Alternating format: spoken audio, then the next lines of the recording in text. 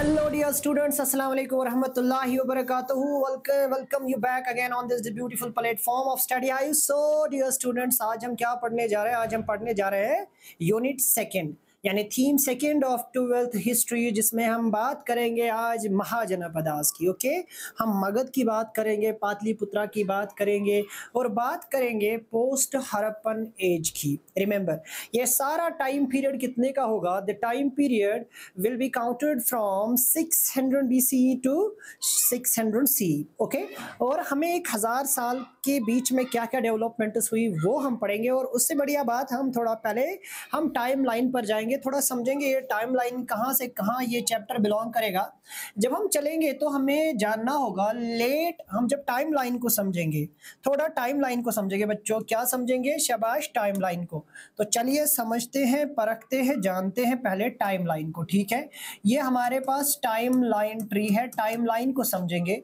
ये time line हम start कहाँ से करेंगे? Let we try to understand. सबसे पहले 1800 के बाद, 1900 के बाद, यानी आफ्टर 1900, स्पेशली कब? 1900 BCE के बाद क्या शुरू हुआ? डिक्लाइन ऑफ, क्या हुआ शुरू? डिक्लाइन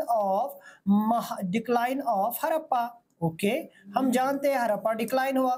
तो अब क्या होगा? अब इसी के नीचे यानी 18th सेंचुरी से सीधे सीधे कहाँ? 15th सेंचुरी बनेगी। 15th BCE क्या हमें देखने को मिलेगी? ठीक है, ये हमें देखने को मिलेगा अर्ली वैदिक, यहाँ से हमें देखने को मिलेगा इमर्जेंस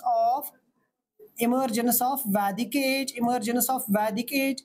ठीक है, अब यहां से हम देखेंगे कि 1500 से 1500 BCE से लेकर हमारे पास जो 500 BCE होगा, ये होगा पीक वैदिक एज।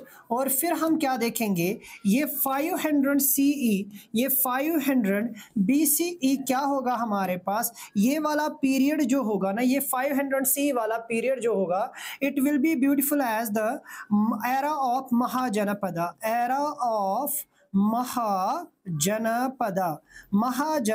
याद रखिएगा बेटा, ये क्या होगा? Era of Mahajanapada. यानी हम यहां से कहेंगे राइज ऑफ स्टेट्स का बनना, या हम कहेंगे अर्ली एम्पायर्स का या अर्ली स्टेट्स का बनना यहां से शुरू होगा। ठीक है, तो इस वाले पीरियड को आज हमें यहां से समझना है। हड़प्पा डिक्लाइन होने के बाद, हड़प्पा फेज खत्म, यानी 19वीं सदी के बाद, आफ्टर यहां से यानी पोस्ट हम लिखेंगे, चलो 1800 से लिखेंगे कि हड़प्पा का डिक्लाइन शुरू हुआ। और हड़प्पा का डिक्लाइन हम यहां से यहां 1300 BCE तक काउंट करते हैं। उसके बाद हम देखते हैं कि एक नया पीरियड जन्म लेगा जिसे हम वैदिक एज के नाम से जानेंगे। और वैदिक एज शुरू होते ही, वैदिक एज शुरू होगी तो सीधे सीधे बेटा बात है, एक बहुत ही इंपॉर्टेंट दौर शुरू होगा। ओके, जरा आप देखिएगा बेटा, क्योंकि चैप्टर में लिखा है Kings, farmers and towns, Kings के बारे में, फार्मर्स के बारे में और टाउन्स के बारे में। इसमें हमें किसके बारे में सबसे इंपॉर्टेंट जानना है? इसमें हम जो ही इस चीज को खत्म करेंगे तो हमारे पास एक और टर्म आएगी जिसे हम बेटा यहां पर जानेंगे, that will be the inscription. किस बात को समझना है? ये इंस्क्रिप्शन को जानना है। इंस्क्रिप्शन क्या होती है? सिंपली बेटा आपको याद रखना है, एनग्रेव्ड राइटिंग्स होती है। क्या होती है? Engraved writings. याद रखिएगा, ये ऐसी राइटिंग जो इनस्क्राइब्ड हो, जो खुदी हुई हो, यानी जो नक्श की हुई लिखाई हो। याद रखिएगा, क्या करके हो? नक्श करके हो। ठीक है, या हम कहेंगे दूसरी भाषा में मुनक्कश करके हो, जो खुदाई करके राइटिंग्स हो, लिखाई हो, खुदाई करके जो शाबाश लिखा गया हो, ऐसी चीजें जो खुदाई के जरिए लिखी गई हो, एनग्रेव्ड हो। रिमेंबर, एनग्रेव्ड राइटिंग्स किस पे? हार्ड स्टोन पे, हार्ड सरफेस पे। Okay, hard surface, it may be metal, ये बेटा मेटल भी हो सकता है। Okay, it could be stone, ये याद रखिएगा। अब सवाल यहाँ पर ये भी आएगा, चलो ये तो हमने इंस्क्रिप्शंस देखी, ये नहीं, इंस्क्रिप्शंस को कभी कभार आगे जाकर फिर डेसिफर किया जाएगा, चाहे ब्राह्मी हो चाहे खरशोती हो। ठीक है, ये हम देखेंगे ये कौन साहिब करेंगे। ठीक है, और जिसमें हमारे पास अलग अलग नाम आएंगे। ठीक है, जिसमें हमारे पास पियादसी वर्ड भी आएगा, जेम्स प्रिंसिपल प्रिंसिप ने जो डेसिफर किया था, ठीक है, स्पेशली जिसे ब्राह्मी और करशोती को डेसिफर करने में एक इंपॉर्टेंट रोल होगा, ठीक है। तो जरा देखेंगे जब ये हमारे पास ये इंस्क्रिप्शन आएगा तो इसके बाद हमारे पास कुछ और भी टर्म्स आएंगी, ठीक है, जिन्हें हम आगे with the passage of time पढ़ेंगे। तो इसमें हमें स्पेशली वैदिक एज से लिटरेचर बहुत मिलेगा जो हमें हेल्प करेगा समझने में। Okay, now let us start. जब हम बेटा इस चैप्टर को पढ़ेंगे ना तो हमारे पास क्या खूबसूरती आएगी। सबसे पहले हमें कहेंगे कि डेवलपमेंट 1500 ईयर्स का डेवलपमेंट हमें देखना होगा हड़प्पा सिविलाइजेशन के बाद। यानी हम देखेंगे ऋग्वेदा इस टाइम में बेटा कंपोज की गई, इंडस और इसकी ट्रिब्यूटरी, जो इंडस और इसकी ट्रिब्यूटरीज है, इसमें सबसे पहले ऋग्वेदा कंपोज हुई, चाहे यानी वेदस का कंपोजिशन यहां से हमें देखने को मिला, ठीक है। अब जरा जब हम देखेंगे तो एग्रीकल्चरल सेटलमेंट हमें इमर्ज होते हुए देखने को मिलेगी सब कॉन्टिनेंट में, यानी आज का जो हिंदुस्तान पाकिस्तान है, ठीक है, बांग्लादेश, इस यहाँ पर हमें एग्रीकल्चर इमर्ज होते हुए देखते हुए देखने को मिलेगा। अच्छा, new mode of disposal of dead like making megaliths. अच्छा, हमें यहाँ पर बेटा क्या देखने को मिलेगा, एक नया डिस्पोजल का कॉन्सेप्ट मिलेगा, नया ब्यूरियल, एक नया ब्यूरियल सिस्टम हमें देखने को मिलेगा, न्यू ब्यूरियल सिस्टम, जिसमें यूज ऑफ मेगालिथस होगा। क्या होगा? Use of मेगालिथस। मेगालिथस क्या होगा? मेगालिथस एक इंपॉर्टेंट चीज है। मेगालिथस जिसे हम दूसरी भाषा में कहेंगे बड़े बड़े पत्थर। मेगा का मतलब बड़ा है, मेगा, ठीक है बेटा, मेगा, हाँ, मेगालिथस। मेगालिथस का मतलब क्या होगा? बड़े बड़े पत्थर यूज किए जाएंगे, ठीक है, अपने मुर्दों को या दफनाए हुए लोगों को दिखाने के लिए।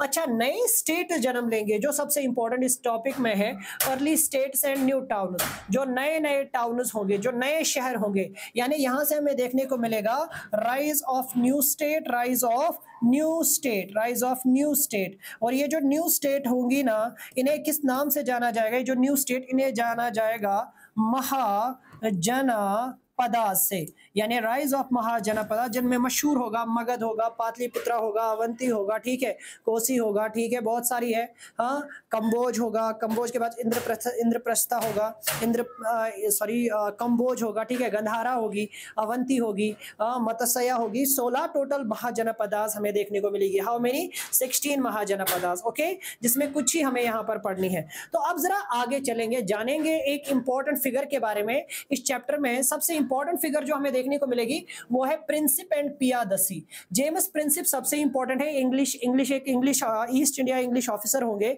जो बहुत ही क्या होंगे, उत्सुक होंगे, बहुत ही, हम कहेंगे अपनी भाषा में, एक एक्सपर्ट है, expert. James Prinsep is a expert person, हाँ, to study, he was a very curious to study the ancient India, okay. और एंशिएंट इंडिया को पढ़ते हुए उन्होंने क्या पता चला, एक ऑफिसर थे किसके लिए?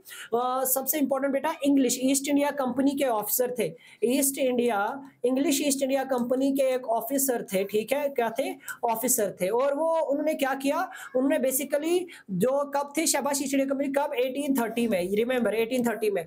और उन्होंने डेसिफर किया, किस चीज को डेसिफर, यानी बेटा उन्होंने बेसिकली डिकोड किया। किस चीज को डिकोड किया? यानी उसने अनून को नून किया। याद रखिएगा, जिस एक जुबान जिसके बारे में कुछ भी पता नहीं था, लोगों को उसके बारे में थी तो बहुत कम नॉलेज थी, उस नॉलेज को उन्होंने क्या किया, उस नॉलेज को सामने लाया, यानी उन्होंने बेसिकली उस जुबान को डिकोड किया। अब वो जुबान डिकोड करने का मतलब क्या है? लेट वी सी। कहा है ब्राह्मी एंड करशोती स्क्रिप्ट्स, हाँ, जो लिखाई थी, ब्राह्मी और करशोती की जो लिखाई थी, उस ऑर्डर को, उस फोनोलॉजिकल ऑर्डर को लोगों के सामने लाया, उसको कोड किया। और ये क्या था? Scripts in the earliest inscription, क्योंकि हमारे पास जो ब्राह्मी और करशोती है ना, ये सबसे अर्लीस्ट इंस्क्रिप्शन हमें देखने को मिलते हैं। अर्लीस्ट जो राइटिंग्स है वो हमें इसी में मिलेंगे, किसमें? ब्राह्मी और करशोती में, याद रखिएगा। और उसमें हमें खाली हमें हार्ड रॉक्स या हार्ड सरफेस राइटिंग्स ही नहीं मिलेंगी। Remember, not only hard surface writings, बल्कि बेटा हार्ड सरफेस राइटिंग्स के बगैर हमें मेटल मिलेगा, यानी हमें कॉइन्स मिलेगी। अब जब कॉइन्स मिलेगी ना, तो यहां पर सबसे इंपॉर्टेंट चीज, कॉइन्स जब मिलेंगी तो इस चीज का मतलब है, कॉइन्स मिलने के साथ ही पता चला यूज ऑफ मेटल, याद रखिएगा। और मेटालिक हिस्ट्री इंपॉर्टेंट होगी, remember metallic history is more important, metallic history will help us. ये मेटल जो ही आएगा ना तो हमें पता चलेगा यहां से दो तीन चीजें जो हमें डिकोड होगी। नंबर वन कि मेटल यूज हो रहा था, नंबर टू मेटल यूज होने के साथ अब आगे जाकर हमें name of king, name of the coin, sorry name of metal, uses of metal, technology of metal, ये सारी चीजें यहां से हमें पता चलेगी कि कौन सा किंग किस एरिया में कहां पर कैसे ये मेटल का यूज कर रहा था। ये सारी चीजें डिकोड होगी क्योंकि मेटल का यूज करना अपने आप में उस वक्त बड़ी टेक्नोलॉजी थी। यानी ये लोग मेटल से वाकिफ थे, ये लोग, इन्हें पता था मेटल अलॉय कैसे बनाया जाता है, इन्हें पता था कि मेटल को कैसे पिघलाया जाता है, इन्हें ये भी पता था कि मेटल से कैसे चीजें बनाएंगे। दे वर वेरी अवेयर अबाउट। यानी इसके साथ ही अब प्लग्स में स्पेशली एग्रीकल्चर में मेटल का यूज होगा, अच्छा वॉर में मेटल का यूज होगा, आप खुद देख सकते हैं हथियार बनना शुरू होंगे, तो अपने आप में ये बड़ी कामयाबी होगी। और जब हमें मेटल इंस्क्रिप्शंस मिलेंगे तो अपने आप में बताइए, अपने आप में समझेगा कि बहुत बड़ा चेंज है। ओके, और जब बेटा देखा जाएगा कॉइन्स मिलना ही अपने आप में बहुत बड़ी बात थी, एंड पंच मार्क्ड कॉइन्स का मिलना अपने आप में बहुत बड़ी बात थी। मोस्ट ऑफ द मेंशन्ड, अच्छा इसमें एक बहुत बड़ी बात थी इन कॉइन्स और इंस्क्रिप्शंस में जो मिला हमें, एक सेंटेंस मिला, वो था Piyadasi. Let we see again, वो क्या था मेरे बच्चों, वो था पियादसी। मीनिंग जो इसका है प्लेजेंट टू बी होल्ड, ऐसा बंदा जो उसका नेचर बहुत हम्बल हो। हाँ, हम Piyadasi means pleasant to behold means a humble nature person, जिसका नेचर क्या हो, humble nature person, humble nature person, ऐसा बंदा जिसका नेचर बहुत ही हम्बल हो, नरम शख्स हो, लहजे में नरम, बातों में नरम, जो रहम दिल हो, ऐसे भी हम कहेंगे बेटा रहम दिल शख्स। अब ये रहम दिल शख्स कौन था, इट वाज अशोका। याद रखिएगा, ये अशोका की तारीफ में अशोका के लिए वर्ड्स लिखे गए हैं। एंड अब जरा देखिएगा, very few inscriptions which were referred to the king as Ashoka. अच्छा, बहुत ही ऐसे कम हमें मिलेंगे जहां पर अशोका का वंदन किया गया है, जहां पर अशोका का जिक्र डायरेक्ट किया गया है। और ये डिस्कवरी हमें बहुत हेल्प करती है। और जब हमें पियादसी, रिमेंबर जब हमारे पास ये प्रिंसिप, जेम्स प्रिंसिप ने ये चीजें दी ना, तो जेम्स प्रिंसिप ने बेसिकली जाने अनजाने में उसने एंशिएंट पॉलिटिकल हिस्ट्री को बताया, एंशिएंट पॉलिटिकल हिस्ट्री को जन्म दिया, एंशिएंट पॉलिटिकल हिस्ट्री को समझने में हमारी हेल्प की। Okay, it was a great discovery when we people see, हमें एक ग्रेट डिस्कवरी यहां से मिलेगी। ओके, तो the investigation into early Indian political history में एक नई डायरेक्शन हमें मिली, खाली और खाली, जब दो स्क्रिप्ट्स, जब दो फॉर्म ऑफ राइटिंग्स हमारे पास आई, कौन कौन, ब्राह्मी और खरशोती। ठीक है, ये अपने आप में खरशोती, ये अपने खरशोती, ये स्क्रिप्ट अपने आप में हमें अर्लीस्ट इंस्क्रिप्शन से एक ऐसी डिस्कवरी थी जिसने हमें किसके बारे में बच्चों बताया, जिसने हमें बताया एंशिएंट हिस्ट्री के बारे में, एंशिएंट हिस्ट्री के बारे में, एंशिएंट हिस्ट्री के बारे में। रिमेंबर, बट कौन सी ancient history, ancient political history, राजा महाराजा राजाओं के बारे में, और स्पेशली किसके, अशोका के बारे में। जब हम अर्ली स्टेट्स यहां से चलेंगे तो अर्ली स्टेट में हमें क्या देखने को मिलेगा, कुछ इंपॉर्टेंट चीजें देखने को मिलेगी। देखिए, द 6th सेंचुरी BCE, जरा बेटा समझेंगे, 6th century BCE, before Christ, before the Christ, हाँ, बिफोर कॉमन एरा। रिमेंबर क्या कहेंगे, बिफोर क्राइस्ट एरा नहीं कहेंगे, बिफोर कॉमन एरा कहेंगे। Regarded as major turning point in early Indian history, एक मेजर टर्निंग पॉइंट होगा। क्यों, क्योंकि यहां से स्टेट्स का जन्म होगा। अब स्टेट्स का जन्म कहां से होगा, तो जन्म होगा, दो चीजें हमारे पास आएंगी, एक संगा होगा, ठीक है, एक संगा होगा, और दूसरा हमारे पास स्टेट होगी। जरा समझेंगे बेटा, state means Mahajanapada, state means Mahajanapada. अब जरा मैं दोनों के कैरेक्टर बताऊंगा, अब जरा बेटा मैं दोनों के कैरेक्टर बताऊंगा जो बुक में बहुत कम मेंशन्ड है, प्लीज सी। संगा क्या था, ये इनफॉर्मल इंस्टीट्यूशन था, ये इनफॉर्मल इंस्टीट्यूशन था, ठीक है, सम नंबर 1। अच्छा, इनफॉर्मल के साथ साथ अगर हम बेटा देखेंगे इसमें ये सोशल, ये बेसिकली सोशो रिलीजियस था। ये क्या था, सोशो रिलीजियस इंस्टीट्यूशन था, सोशल रिलीजियस इंस्टीट्यूशन था। ये सोशल रिलीजियस इंस्टीट्यूशन बनेगा, कैसे सोशल रिलीजियस, क्योंकि इसमें ज्यादातर लोग रिलीजन से, अब रिलीजन नहीं कहेंगे, वे ऑफ लाइफ भी था, हम ऐसे भी कहेंगे। ये क्या करते थे, वे ऑफ लाइफ सिखाते थे, वे ऑफ लाइफ, जिंदगी का तरीका सिखाते थे।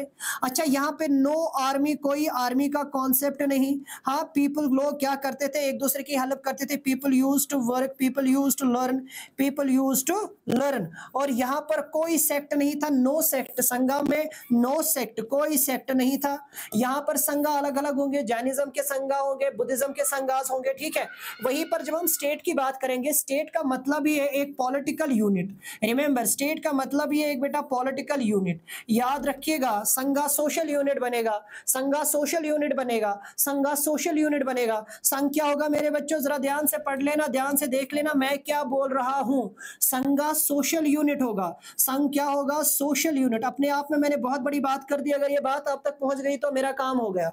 संघा सोशल यूनिट होगा, संघा सोशल यूनिट होगा, यानी ये समाज ने बनाया, ये सोशल ग्रुप ने बनाया। और जब हम देखेंगे बेटा स्टेट पॉलिटिकल यूनिट होगा, और पॉलिटिकल यूनिट होगा तो सीधी सीधी सी बात है, पॉलिटिकल यूनिट कौन स्टैब्लिश करेगा, ये पॉलिटिकल यूनिट स्टैब्लिश करेगा एक राजा, ठीक है। जरा देखिएगा बेटा, ये राजा बनाएगा, यहां पर एम्पायर का कॉन्सेप्ट होगा। एम्पायर का कॉन्सेप्ट मीन्स यहां पर टेरिटरी होगी, यहां पे टेरिटरी होगी, और वो भी क्या होगी, शाबाश, वो भी ऑर्गेनाइज्ड होगी। और ऑर्गेनाइज्ड का मतलब ही यहां पर सोवर्निटी होगी, याद रखिएगा, और यहां पर लोग होंगे, ठीक। और यहां पर इतना ही नहीं होगा, यहां पर अब टैक्सेशन भी आएगा, ठीक है। क्या होगा, टैक्सेशन होगा। यहां पर टैक्सेशन के साथ रेवेन्यू होगा, रेवेन्यू और टैक्सेशन आप एक साथ भी लिख सकते हो, ठीक है। अब इतना ही नहीं मैं मानूंगा, मैं और भी चीजें ऐड करूंगा। यहां पे इंस्टीट्यूशनलाइजेशन आएगी, क्या आएगी, इंस्टीट्यूशनलाइजेशन, यानी एक नया एरा जन्म लेगा। अब आप खुद समझ सकते हो how important was it. And we say बेटा कि क्या कहते हैं, आप देखिएगा क्या लिखा गया है, the growing use of iron. अब मैंने पहले ही कहा ना, अर्ली स्टेट्स के साथ बहुत सारी चीजें इंपॉर्टेंट है। वो क्या है, आयरन आएगा, आयरन का यूज, माइनिंग, ठीक है, ये यहां से शुरू होगा। यानी माइनिंग का कल्चर इनके दिमाग में आ गया था। इन्हें ये भी पता लग गया था कि मिट्टी के अंदर हमें क्या मिलेंगे, मिट्टी के अंदर हमें एक हार्ड चीज मिलती है। अब सोने का पता लग गया था इन्हें, आयरन का पता लग गया था इन्हें, कॉपर का पता लग गया था इन्हें, और भी बहुत सारी चीजें पता लग गई थी, ठीक है। और आप जरा देखिएगा, अब कॉइनेज तो आएगी आएगी ना, ठीक है। It also witnessed growth of diverse system of thoughts. अब इतना ही नहीं, नई आइडियोलॉजी जन्म लेगी, नई फिक्र जन्म लेगी, नए डिबेट जन्म लेंगे, नए सवाल उठेंगे। वो सवाल बुद्धिज्म और जैनिज्म की सूरत में हमारे सामने आएंगे। वो जो थॉट्स और फिक्र और बिलीफ होंगे वो बुद्धिज्म और जैनिज्म की सूरत में आएंगे, ठीक है। चलिए आगे जरा देखेंगे बेटा, 16th महाजनपदा। अब हमारे पास क्या आएंगे, 16 महाजनपदास आएंगे। कितने, 16 महाजनपद आएंगे, यानी हमारे पास 16 स्टेट्स आएंगी। और ये कब से शुरू होगा, 6th BCE से शुरू होगा, 600 BCE से शुरू होगा। ओके, तो बेटा जरा समझते हैं, 1600 BCE से जब ये स्टार्ट होगा तो कैसे स्टार्ट होगा, वो तो एक अलग बात है, वो हम देखेंगे with the passage of time. But हमें जानना होगा महा का मतलब क्या है। महा का मतलब है बड़ा। ये बेटा बेसिकली लिया गया है संस्कृत से। जना का मतलब क्या होता है, जना का मतलब होता है स्टेप और फुट। क्या होता है बेटा, स्टेप मानिए या फुट मानिए। जना का मतलब महाजन, सॉरी जना का मतलब लोग, सॉरी सॉरी सॉरी, जना का मतलब क्या बता, पीपल। और बेटा शाबाश, पद का मतलब कदम। अब जरा देखिएगा, हम इसे ऐसे भी जानेंगे कि जहां महाजनपदा का मतलब होगा बेटा शाबाश ट्राइबल, ट्राइबल जना, जन का मतलब यहाँ पर ट्राइबल भी होगा, याद रखिएगा। यानी ट्राइबल से, ट्राइबल ग्रुप से, बड़े ट्राइबल ग्रुप से, हाँ लार्ज ट्राइबल ग्रुप। महाजनपदा हम ऐसे भी मानेंगे जो लार्ज ट्राइबल ग्रुप थे, क्या थे, large tribal group, large tribal group. अब क्या बनाएंगे, अब ये स्टेट बनाएंगे, याद रखिएगा। अब एक स्टेट बनाएंगे, एक ऑर्गेनाइज्ड टेरिटरी, एम्पायर सिस्टम आएगा। और जरा देखिएगा बेटा, अर्ली ये हमें कहां से पता चलता है, जैन और बुद्धिस्ट टेक्स्ट हमारे पास है, वो हमें बेसिकली इन 16 स्टेट्स के बारे में बताते हैं, जिनको महाजनपदास कहा जाता है। मगध, विजय, कोशला, कौरव, पांचला, गंधारा, अवंती, ये मोस्ट इंपॉर्टेंट महाजनपदा थे। इनमें कंबोज और गंधारा छोड़े गए हैं, ठीक है। वो 16 के 16 हम नेक्स्ट क्लास में डिस्कस करेंगे। महाजनपदास को किनको बेटा शाबाश, महाजनपदा वो रूल्ड बाय किंग्स और संघास। इन्हें संघास या गण संघास क्या करते थे, शाबाश रूल करते थे।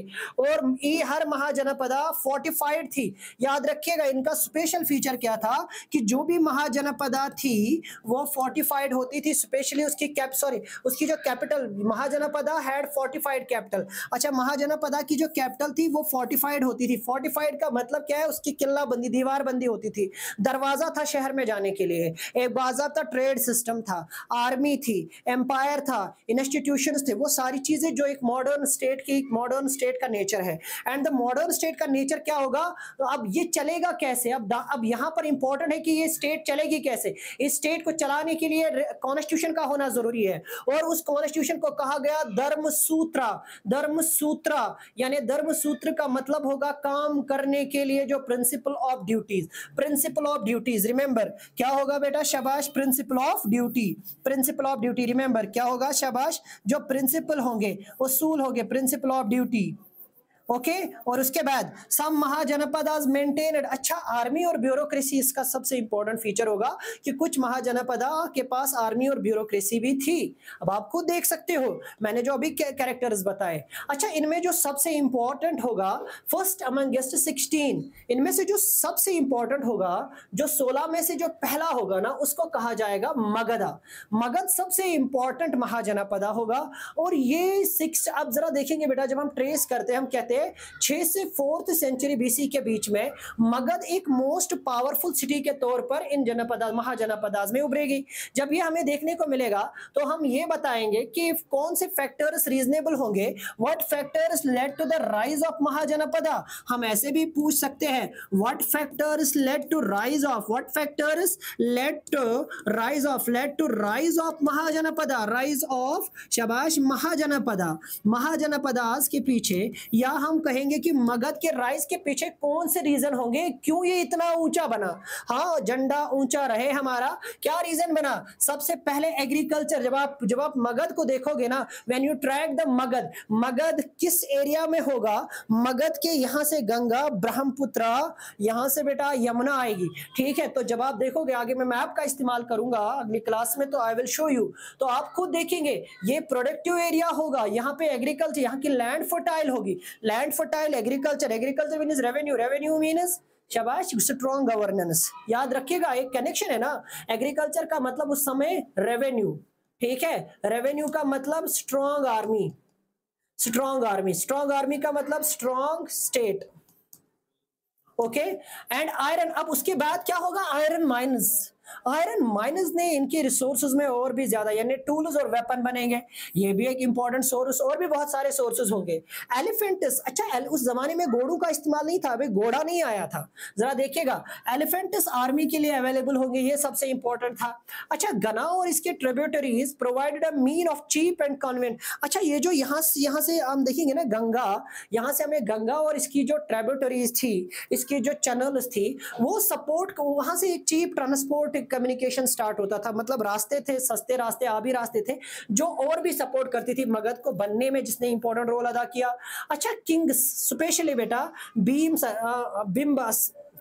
बिम्बिसरा एंड जिसमें बेटा आएगा अजातशत्रु, हाँ, अजातशत्रु और नंदा, ये 3 आएंगे। ठीक है, स्पेशली नंदा की बात करेंगे, या आगे जाकर मौर्यन डायनेस्टी की बात करेंगे। हाँ, जिसे हम कहेंगे बेटा भीमसरा, ठीक है, बिम्बेसरा, ओके, या जिसमें हमारे पास आएगा Ajatashatru, Ajatashatru, okay, these are basically the Sanskrit words which are somewhat inconvenient we people as a Kashmiri we to pronounce, ठीक है, okay, for that forgive me. So next, जब हम देखेंगे बेटा, ऐसे किंग्स जो बड़े एम्बिशियस होंगे कि एक स्टेट को बनाने में, एक अच्छी आर्मी को बनाने में, एक अच्छे इंस्टीट्यूशंस को बनाने में, ओके, इनका एम्बिशन जरूरी होगा, इनके डिजायर जरूरी है, इनके पीछे एक फोर्स है ना, motivational force, yes I have to make, I have to do, हमें करना है, मुझे बनाना है। ऐसा नहीं कि चलो भाई सोते हैं, हमारे ऐसे भी जवान हैं जो 12 बजे तक सोएंगे और कहेंगे शाम को कि नहीं अब हमें क्या करना है, वी हैव टू रेवोल्यूट। ठीक है, अरे भाई रेवोल्यूशन ऐसे नहीं आएगा, इन्होंने बुनियाद डाली थी इन स्टेट्स की। आज जो इंडिया है इसके पीछे महाजनपदास है, यानी ऐसी कोई चीज नहीं बनती जब तक सीड नहीं पड़ा।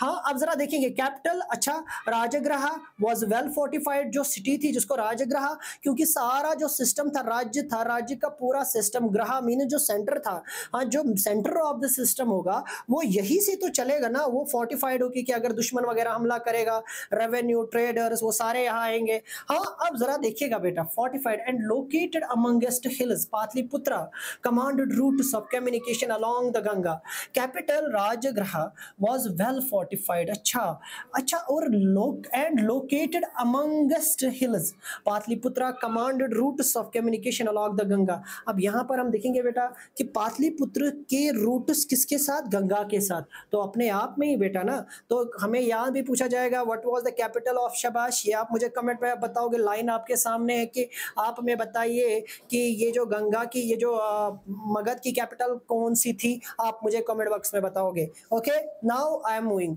अब अर्ली एम्पायर का जिक्र बेटा मिलेगा, जरा आप देखिएगा बेटा, अब अर्ली एम्पायर जो मगध में हमें अच्छा सबसे स्ट्रॉन्ग एम्पायर देखने को मिलेगा, वो हमें मिलेगा Mauryan empire. Remember, Mauryan empire ये जो है ना बेटा, जरा देखिए, the growth of Magadha culminated in the emergence of Mauryan empire को बनाने में एक इंपॉर्टेंट रोल था इसका। हाँ, Chandragupta Maurya founded the Mauryan empire. आप कभी कभार सवाल पूछा जाता है किसने मौर्यन एम्पायर को बनाया, तो चंद्रगुप्त मौर्य ने इसकी बुनियाद डाली। ठीक है, तो अब जरा देखिएगा, हाँ, चाहे वो अजतस्तु हो, चाहे वो भीमबिसरा हो, या बेटा हम कहेंगे नंदा हो, बट उनके बाद जो एक स्ट्रॉन्ग एम्पायर आया, ठीक है, नंद वंश के खत्म होने के बाद, तो वो आएगा कौन, वो आएगा मौर्य।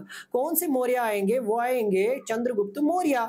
ठीक है, वो क्या बनाएंगे, मौर्यन एम्पायर की स्टैब्लिशमेंट करेंगे। और कब करेंगे, 321 सी में। ठीक है, 321 बीसी में, सॉरी 321 बीसीई में। ओके, और वो क्या करेंगे, अपना कंट्रोल पूरा आज का, चलो अगर हम एक छोटा मोटा सा नन्ना मुन्ना सा मैप बनाएंगे,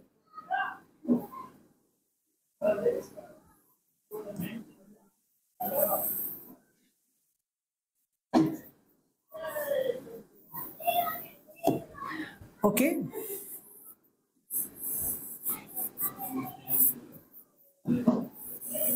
तब आपको देखिए ये सारा यहां से यहां कंट्रोल होगा आगे जाकर मौर्यंस के हाथ में। ही एक्सटेंड नॉर्थ ईस्ट, ये बनेगा नॉर्थ, ये बनेगा साउथ, ये बनेगा ईस्ट, ये बनेगा वेस्ट, यहां से यहां north east as north east as, हाँ, अफगानिस्तान, एंड फिर शबाश नॉर्थ वेस्ट में कहां से, ये वाला अफगानिस्तान और आज का Baluchistan. Ashoka was the most famous ruler of early India, सबसे जो फेमस रूलर, यानी west to east, specially north east to north west, कहाँ से कहाँ, नॉर्थ वेस्ट से नॉर्थ ईस्ट का जो सबसे फेमस रूलर रहेगा वो अशोका रहेगा। एंड वो पहला बंदा होगा जो कलिंगा को अपने कब्जे में लेगा, यानी खून खराबे के बाद भी इस कलिंगा जो आजकल कहाँ पे पड़ता है, आज के ओडिशा में पड़ता है, इस पर कब्जा हासिल करेगा। कलिंगा को किसी ने फतह नहीं किया था, बहुत कोशिश के बाद, बट इस बंदे ने किया। किसने, शाबाश, किसने किया, जिसे हम क्या कहेंगे, जिसे हम बेटा मौर्यन, जिसे हम कहते हैं चंद्रगुप्त मौर्य, और उसमें कौन, अशोका। ठीक है, जो कलिंगा को अपने कब्जे में लेंगे। अब जरा देखेंगे बेटा, sources to reconstruct the history of Mauryan empire. Mauryan empire को पढ़ते समय हमें क्या, हमारे पास सोर्सेस क्या होंगे, कहां से हम जानेंगे। तो सबसे पहले बेटा मैगस्थनीज, हाँ, जो एक ग्रीक एम्बेसडर थे, जो सबसे पहले जो हमें बताते हैं किसके बारे में, जो हमें मौर्यन एम्पायर के बारे में बताते हैं। अब उसके बाद बेटा अर्थशास्त्र, जो कौटिल्य या चाणक्य ने लिखी है, वो हमारे पास, अच्छा बहुत सारे इस पर सवाल भी करते हैं कि नहीं ये तो नहीं है, ठीक है, that is the another case. अच्छा, बुद्धिस्ट, जैन और पुरानिक लिटरेचर, तीन चीजें, बुद्धिस्ट लिटरेचर, जैन लिटरेचर और पुरानिक लिटरेचर, ये हमारे पास सोर्स है मौर्यन एम्पायर या अर्ली एंशिएंट इंडियन एम्पायर्स को पढ़ने के लिए। फिर संस्कृत लिटरेरी वर्क बहुत सारे हैं, ठीक है, और लास्ट पर इंस्क्रिप्शन जो अशोका ने दिए हैं।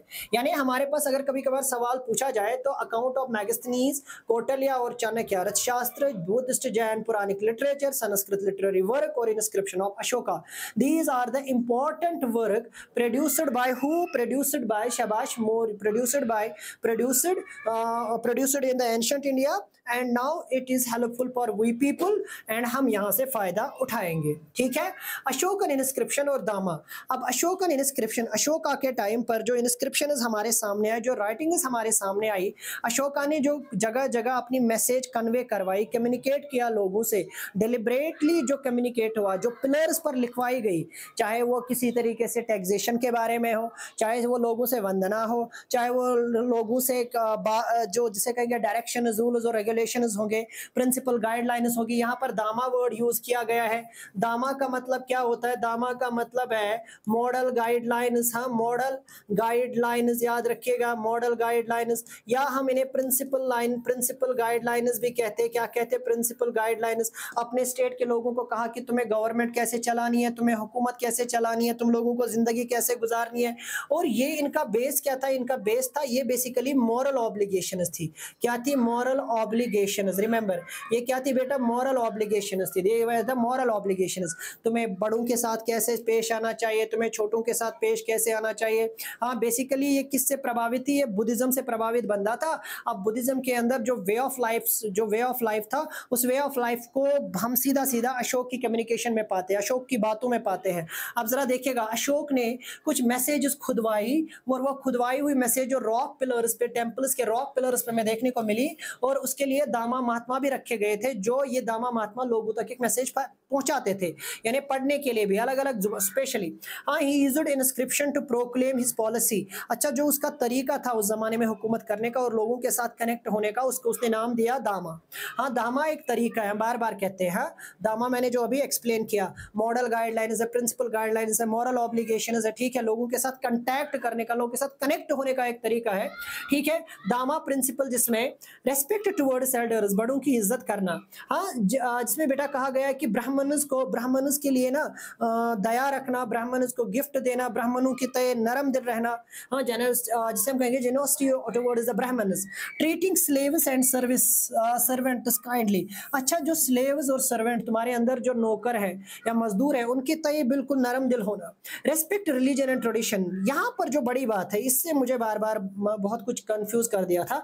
रेस्पेक्ट रिलीजन एंड ट्रेडिशन, मजहबों को क्या करना, जो रिवायात और मजहब है उनकी इज्जत करना।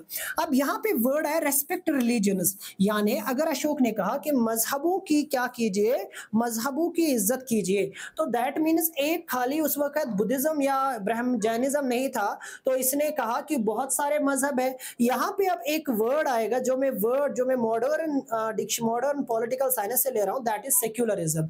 यानी अशोका ने उस समय सेक्युलर बात की थी, सेक्युलर रहने की बात की है, जो आज के लोगों को समझ नहीं आ रही है, जो इंडिया में आज के ना लोगों को समझ नहीं आ रही है। अशोका उस जमाने में जब न तो इस्लाम था, न तो क्रिश्चियनिटी आ चुकी थी, ठीक है, मगर फिर भी उस जमाने में तो गोया कि शायद इंडिया में फिर क्रिश्चियनिटी थी, शायद इंडिया में हम कहेंगे कि ऐसे भी लोग थे जो यहूदी थे, हाँ, ऐसे भी लोग थे जो दूसरे रिलीजन से, जैसे कि ऑलरेडी हिंदुइज्म से जुड़े हुए लोग थे, बुद्धिज्म भी थे, जैन भी थे, ठीक है, उन सब की इज्जत करना, रेस्पेक्ट, जितने भी मजहब है उनकी इज्जत करना। हमने नहीं कहा, ये ऑलरेडी इंस्क्रिप्शंस में लिखा है। हाँ, और ट्रेडिशन, जो रिवायत है, जो जिंदगी गुजारने के तौर तरीके, तमद्दुन है, उसकी इज्जत करना, ठीक है, ये हमें अशोकन इंस्क्रिप्शन और दामा का बेसिक उसूल मिलेगा। ओके, अब यहां से हमारे पास क्या मिलेगा?